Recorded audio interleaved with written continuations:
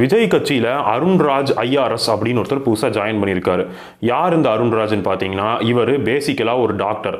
அப்புறம் நம்மளுக்கு ஒரு அரசியல் அதிகாரம் வேணும் அப்படிங்கிறதுக்காக டாக்டரை கைவிட்டுட்டு எக்ஸாம் எழுதி ஐஆர்எஸ் ஆகிறார். அதாவது ஐஏஎஸ் ஆகணும்னு நினைக்கிறாரு, அது கிடைக்கல. அதனால் ஐஆர்எஸ் ஆகிறாரு, இந்தியன் ரெவன்யூ சர்வீஸ். அவர் தான் விஜயை ரைடு பண்ணார், விஜய் வருமான வரி ஏய்ப்பு செய்தார் அப்படின்னு. அதுக்கப்புறம் விஜய் கட்சி தொடங்குறாரு. அதை பற்றிலாம் நம்ம முந்தின வீடியோவில் பார்த்துருப்போம். ஸோ இதில் என்ன விஷயம்னா, இந்த அருண்ராஜ் யார், விஜயோட கட்சிக்கும் அந்த அருண்ராஜுக்கும் என்ன சம்மந்தம் அப்படிங்கிறதையும் பார்த்துருப்போம். அது போக இந்த அருண்ராஜ் எந்த கொள்கை உடையவர், விஜய் கட்சி கொள்கைக்கும் விஜய் சொல்கிற வார்த்தைக்கும் அருண்ராஜுக்கும் சம்மந்தம் இருக்கா அப்படிங்கிறதையும் நம்ம தெளிவாக பார்க்கணும். ஏன்னு கேட்டிங்கன்னா, விஜய் அவர்கள் பெரியார் என் கொள்கை தலைவருங்கிறாரு, அம்பேத்கரை முன்மொழிகிறாரு, காமராஜர் அவரை முன்மொழிகிறாரு, தமிழ்நாட்டிற்கு ஆளுநர் தேவையில்லை, மாநில சுயாட்சி தான் முக்கியங்கிறார். ஆனால் இந்த அருண்ராஜ் அப்படியே நேர் எதிரானவர். இவர் மாநிலத்துக்கு பிரசிடென்சியல் ஃபார்மட் எலெக்ஷன் வேணும் அப்படிங்கிறவர்.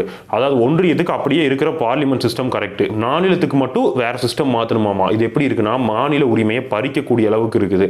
ஸோ இதைய தான் நம்ம கேட்கறது. அதாவது மாநில உரிமை சார்ந்து ஆளுநர் தேவையில்லைன்னு விஜய் சொல்றாரு. ஆனால் மாநில உரிமையை பறிக்கக்கூடிய ஒரு எலெக்ஷன் தமிழ்நாட்டுக்கு வைக்கணும்னு சொல்லக்கூடிய நபர் தான் அருண்ராஜ். அவர் இப்போ மட்டும் சொல்லலை, விகடனுக்கு பேட்டி கொடுக்கும்போது இப்போ சொன்னார். அவர் 2011 ஒரு கட்டுரையை அவர் என்ன பண்ணியிருக்காரு, அவர் ஒரு பேஜ் வச்சிருக்காரு, அதில் எழுதியிருக்காரு.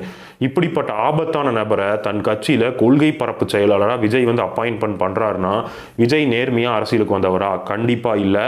பாஜகவோட மிரட்டலுக்கும் பாஜகவோட ரைடு அச்சுறுத்தலுக்கும் பயந்து தன்னுடைய சொத்துக்களை காப்பாற்றிக்கிறதுக்காகவும் அரசியலுக்கு வந்தால் நல்லா சம்பாரிச்சுட்டு போகலாம் அப்படிங்கிற ஒரு காரணத்துக்காக தான் விஜய் கட்சி தொடங்கியிருக்காரே தவிர, மற்றபடி விஜய்க்கு எந்த ஒரு நல்ல நோக்கமும் கிடையாது.